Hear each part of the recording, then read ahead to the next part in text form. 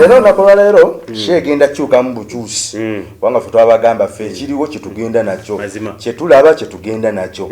Nupwe wandikidde parliament kusendeza mpuga. Ha. NUP. Ekibina kya NUP. Kasoke gwe kono katono nnyo. Ababaka ab'oludda olwabula government mu parliament bawandikidde speaker annyonnyole ku ssente obukadde 5 ezigambibwa okuweebwa kamisona wa parliament Mathias Mpuuga ng'akasiimo. Akulira oludda olwabula government mu parliament Senyonyi yasinzidde mu kiiko lw'abannamawulire lwe yatuuza ku parliament mu Mande n'ategeeza nti avunaanyizibwa okumanya ensonga zonna ezigenda mu maaso mu kakiiko ak'okuntiko akatwala parliament kyokka bwe baali bateesezza akasiimo akagabibwa okuweebwa bakaminsona bakyekangira ku mikutu gyabigatta bantu. Omanyi njagala tukubemu akatambi kadakiika sekendi zintono. Mpulira. Owekitiibwa Joel Senyonyi awandiikidde speaker Anita Among. Yawandiikidde ofiisi ya speaker, yawandiikidde speaker. Ye kennyini Anita Among. Bw'aba yawandiikidde ofiisi ya speaker tujja kisuubiramu amakulu. Bw'aba yawandiikidde speaker yennyini Anita Among. Oyo kennyini gwe yawandiikidde eyaliyo. Bwe baali bagaba sente zino NUP zetategeerako Joel Senyonyi zatakola ki zatategeerako Anita Among kyogerebwa nti yakola ki ne bw'aba teyaliyo gye saali kimukakatako okubanga akasiimo bwe katakawa bakamishona ayina we yakategeddeko era wakakola ki wakasayiningirako n'olwekyo ekyo kyonga tugenda n'okiteesaako kankubuulire ife abantu abagoberera ensonga eziri mu ggwanga lyo n'abaagala results zaani ebigambo abaagala ekivaamu zaani ebyogerwa tewali kigenda kuvaawo tewali eyabayita emabega agabira Empuuga sente ze mutakkaanyaako nga ne gwe baazigabira teyasooka kwebuuza mu kibiina kyabwe ate gwe muwandiikidde abannyonnyole anti wano Senyonyi yagambye nti okuva lwe yaweebwa obukulu obw'okulira oludda oluwabula mu parliament tayitibwangako mu lukiiko lw'abakaminsona lonna so nga n'ensonga ezimu ezikwata ku ofiisi ye be balina okusalawo kwenkomeredde. Njagala okutegeeza mwami Joel Senyonyi nti bw'oba okolera mu gavumenti ya Museveni obaawo nga kifaananyi. Ani kifaananyi? Joel Senyonyi nkutegeeza bw'oba wagenda mu parliament okolere mu gavumenti y'abano newankubadde kati okimanyi bulungi nnyo nti buli kibaawo balina okukola ki okugamba naye tebaakugamba mweno gavumenti n'emigozi oba n'egirimu n'enkola gy'ekolamu ebintu etali nnuŋŋamu bakuwa ekifo naye obeerawo nga ki nga kifaananyi okusobola okugwekerera okole emirimu gyo bulungi olina kuba ndya nabo olya nabo olina kubanga oli omu ku bo. Mpulira kaakati Joel Senyonyi kino kiraga you're not part of them so you will know nothing. Omusajja aliga mmalamu amaanyi nkugambye kubanga ne kudwaliro bamugana okuyingira agende nga akimanyi Joel Senyonyi akikole mawulire formality NUP mulabe nti kifa akola ki akola naye bw'abanga Mpuuga ava mu kibiina kyo teyakuwa kitiibwa kujja kukubuulirako nga bagenda omuwa sente ng'owandiikidde Anita Among ye kennyini yatuula okutegeeza sente zino engeri ki gye zigenda okuweebwamu ani Mpuuga bamaze ngera Mpuuga ya admit nga yesi nzirindirira zijje bagenda zinsasula mu bitundu zikole ki zijje. Writing or not writing mwami Joel Senyonyi is as useful as useless. Tekigasa era tekina kye kigenda kukola ki bw'ogenda kankugereze ku kino nakiwulira bw'obeera n'omwana wo n'afumbirwa mu maka g'abasezi golowooza ayinza okumala ebbanga n'afumbayo emyaka 10 nga yetalya nga talya bantu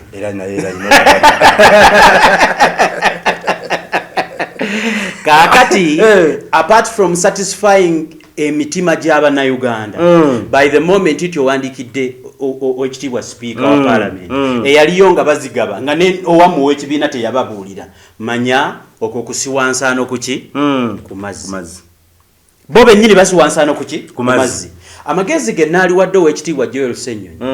nga bwe waaliyo exhibition eyo mumugamba mumbaafulira obubaka exhibition eyo kibadde kintu kipya mbadde mu byobufuzi sikiwanga nnyo okutegeera oba kirina impact nga bwe mwakola exhibition eyo I would want to advise Joel Senyonyi muwa amagezi anoonyeeyo more means ez'okuteeka ku pressure ekikolwa ekyakolebwa nga mukama we ow'ekitiibwa principal Bobi Wine bwe yagenda n'agamba nti nze mpisaani mpuuga mpisa empuuga ne tumukuba mu kakiiko nakkiriza ne tumugamba genda okole ki Bobi Wine akkiririza mu bintu bibiri nti asobola okukugamba n'ogaana asobola okukugamba n'okola naye olw'okuba oli kiwagi asobola okukugamba n'okola ki n'ogaana Bobi Wine bwe yali akola remarks ze ku mpuuga yagamba mulekedde abantu ne bwe yayegera omusango mu kusooka yagamba nkutadde mu kooti y'abaki y'abantu ow'ekitiibwa Joel Senyonyi tova ku principles ate za principle omusajja ng'agenda okulya ssente nga teyabeebuuzaako nga gwowandiikidde ayina mpozi Joel Senyonyi bwe kiba nga yawandiikidde sipiika yali tugambye mpandiikidde woofiisi yaki ya sipiika wa parliament wabula bw'aba yataddeko ebbaluwa nga yataddeko ti speaker aneta Among nga bw'aja addressingidde singa waliwo enkola endala gy'osimanyi mu parliament yali mu parliament agimanyi esobola okusinziira mu office ya speaker nga Amongo ye kennyini takyekwatiddeemu awo tewali results era kuwuddisa bantu era kijja kutuuka nakyo kiyibwemu amazzi kireme kuba na results kubanga bw'owandiikira ye kennyini eyakuliro zigaba toyina kyogenda kufuna oloza bazigaba oli wate waliyo kankongereyo ababaka baagala speaker Anita Among ayita olukiiko lw'abakamisona mu wiiki emu asobole okumanya kwe basinzira okuwa mpuuga akasiimu ayagala parliament eyitibwe bunnambiro mu luwummula lw'erimu oluvannyuma lw'okunnyonnyola nti no speaker teyalaga ddi lw'eddamu kutuula so nga bannayuganda balina ebibuuzo bingi ku nsonga y'akasiimo ako nkwongerayo katono basabye paalamenti eveeyo n'ekiwandiiko ekitongole ku ssente zonna ezizze zikozesebwa mu ngeri etategeerekeka omuli ebyentambula bya sipiika eziweebwa leediyo ezimu okuddukanya emirimu gy'abannayuganda basobole okumanya ensaasaanya yazo okawulidde ako bayise parliament eve mu lusirika ekome weetuule bannyonnyolwe kagendeko mu kibalo ky'abafala kagendeko mu kibalo ky'abafala bayise parliament ejje etuule ennyonnyole bawa batya mpuuga miliyoni meka 5 omanyi ssente meka parliament zeekozesa mu lutuula lumu is Joel Senyonyi saving Ugandan's money? Or is okuyita parliament eyo nejjula obusiimo bwe bafuna allowances ezo z'owulira zebakola ki zebafuna kibeeranga munaffe bwe tubadde twanjula gwe twogeddeko we Botswana waliwo minisita omuwalo yagamba mu Uganda yeetaaga ogulayo ente eziwakisa ezawano era ne bazikubanga ente emu eri mu biliyoni zaki za ssente egyerinnyira ezawano kakati nga naye waliwo option mu science gye bayita artificial insemination naye minisita chose mu kifo ky'okugenda okufuna enkwaso z'ente yasalawo bagule ente bazitikke ne muki ne mu nnyonyi ente ezo ziri mmeka ezinagera ku buli gombola ente zaali bbiri nga za lulyo kati bw'oyita n'osaba nga mu one of the solutions mu ngeri ennyangu nga tukitunuddemu if one of the solutions is to kuyita lukiiko lwa parliament onnyonnyolwe ogenda kufunamu ki bw'obanga ky'olwanyisa expenditure bannyonnyole lwaki ono bamuwa ebitaano bame ba parliament otuulayo lwe bagenda okuyita bajje bakunnyonnyole bagenda kuspendinga ssente ezisukka biliyoni 2 times 4 ezizza okunnyonnyolwa unless you're saying nga agamba ba commissioners bonna ssente zebaba bannyonnyole bazibawa zitya bazibawa batya entambula ne nsaasaanya ya speaker wa parliament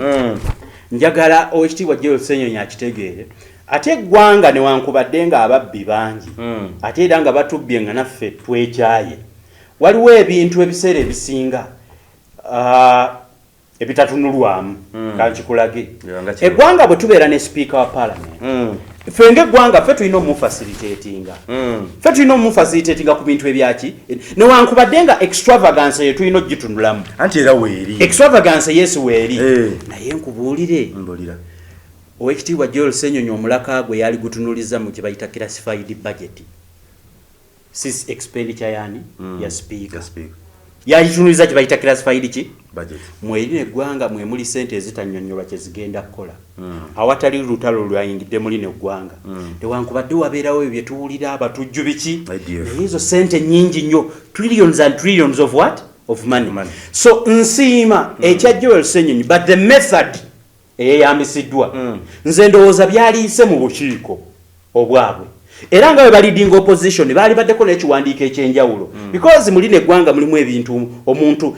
seriously mwami Joel Senyonyi mutegeeza buno bubbi bwennyini era obubbi bwatandise thani okuyita enkiiko tunonye kye tugenda kukolera baki babbi buno bubbi bweki katumukolere ki bino ebyenkiiko okuddamu okuzituuza enkiiko simanya zeetoolodde batuule kwongera kufiiriza mu wa musolo ki sente nalabakawo ku kibaluwa kya Zedriga kati president acting president kubanga Bobi Wine tali mu ggwanga yavaayo n'agamba n'awandiikira Mpuuga n'amugamba munaku 7 alina okuddamu ebbaluwa eyo oba si kyo olukiiko olufuzi olwa NUP olwanek lujja kuvaayo bali mukangavule oba lunamuwa kibonerezo ki nange simanyi nga wano opposition bwe yakangavulani batuweyo example oba kigenda tandikira bempozi nga bagenda okitandika ebyobufuzi bya wano kusambala kutambula munange empaamu nkwatemu agondi kugamba empty barking dogs mpulira babogola tebalina kibakola ki kibakola Mpuuga gwe baagala okubonereza yeeyita senior agamba ekibiina ye yakiwa omuzinzi kati be yawa omuzinzi be bakola ki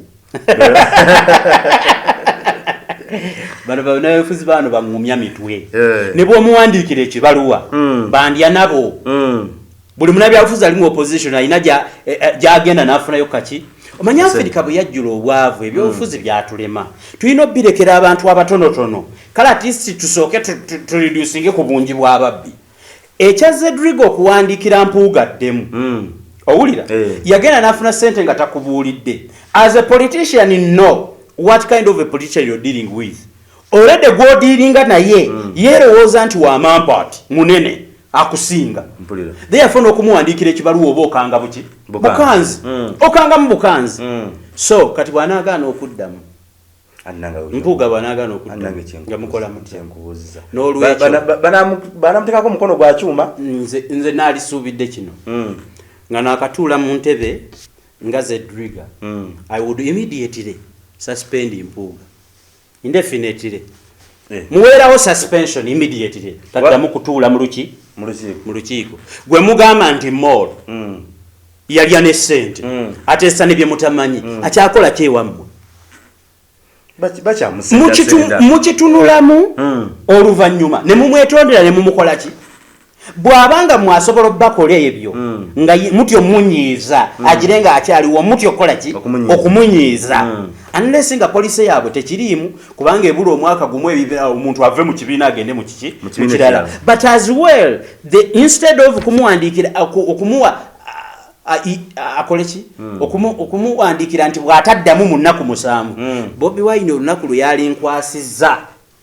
acting president w'ekibiina kya NUP awudimi kwolwo lwennyini ekiro saali ebase n'aliwandiikiddewo ebbaluwa mu bunnambiro eyimiriza Mpuuga byonna byakola ki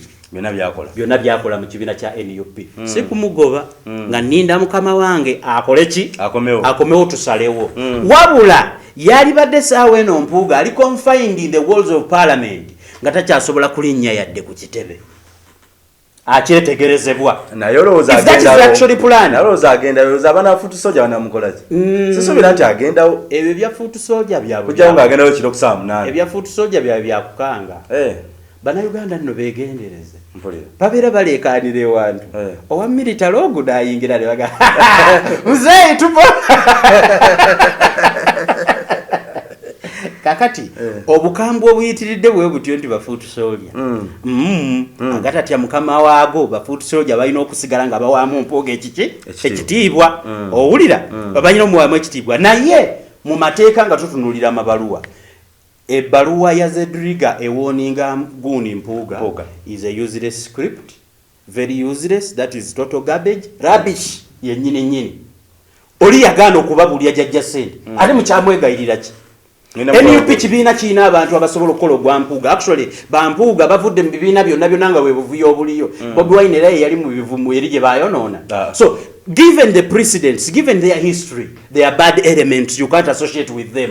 Bobi emanyi bokka balina akakundi kawe bakola bye baagala. Therefore bw'obona atambuza ekibiina ekitaliimu abo simanyi lwaki bannabyabufuzi bakompa concept yenkadde bw'oleeta ekintu kyekipya tukigattamu baki bakadde abaana bangi nnyo abali ku ground abasomye bali Makerere bavudde mu universities Gulu University luddawa bo babuyigirize bakola ki babulina experience mu byobufuzi bw'obanga ennyo ng'oyina n'ekibiina kipya kyagala kwata kiki ekikuleesa bano abakadde tebabawa kitiibwa era temunaba suspendinga ebyo temubitubuulira fe abalowooza obulungi mubibuulira abasigadde. I would advise Owekitiibwa Zedriga as the acting president of NUP not to tell us about 7 days kubanga bannayuganda tujja kulinena ku 7 ziggweko tulabe kyokolawo nga tewali better act than telling us. Nze bwenti bwemba w'amagezi kubanga ebyabwe ebyo byebuzibu era naffe bwe tulina mu patriotic league nti abantu bannayambalako ebyambalo by'amagye nengira bwenti ate be bakulembedde front line fresh politicians gye bali n'ekikwewuunyisa nti abo bebamu it is a cycle of uselessness, cycle of mediocracy, cycle ekibogwe bannabyabufuzi ab'ekibogwe ate bebasinga okukulembera buli wamu n'ekyewuunyisa. Simanyi oba tuwaliwo wa politicians musobola kukola ki kulabamu omuntu bw'oleeta ekintu kyekipya. Would advise NUP okukola ki okubanga instead of dwelling so much on Mpuuga balina bingi ebyokukola ki ebyokukola. Obwo obuzannyo bwe muzannya tebujja dictator nga bagamba tebujja dictator muki nange mbawagira nange mbawagira bani bawagira aba NUP babanga mission bali kwemu ya kujja mu 7 mu Okulembeze nafa aba Piero yu yetukola ki namwe gye muyina gye tulina twawukana ku methods bo baagala nnyo fuutu soja tulina enkola yaffe nki tulinamu ku experience ready by a general mugenda kuwamba ate musula ali kumpi n'omukulu. There are so many ways of ekyokuwamba omukulu tekyetaagisa mwagala kalulu tekyetaagisa mwagala kalulu. We have the capacity tuli ku ground kakati nze ne mu Piero yu meeting ezituula Enkulu situulangayo but I'm here I'm a part of you. Kati lwaki obawagira nto tulanga mpagira ndowooza nkola na experience mpagira ekyaffe fe abaana abazaaliddwa abasavinze mwenala nkakasa bakoze ensobi tuziraba fe kikolo fe ddagala kakati bano abasigadde bo mbawagira lwakuba nti bafaanaganya endowooza naffe ate n'ekirala kye mbawagirira mbalaba nti bangu nnyo bakukyusa bagira bakyali awo kubanga omuntu bwagende wa 7 baba ofundako amugye mu NUP mpewo kakodyo ke munaakozesa tujja bukozesa mina akaseera bwe kanaatuuka obukodyo tusuka mu 1500 obw'okugjawo obujja ba LC1 olwo bwe tunaatuuka ku 7 nenga banaakaaba LC1 nga tebaagala kutante era balinga mukama waabwe bona bebamu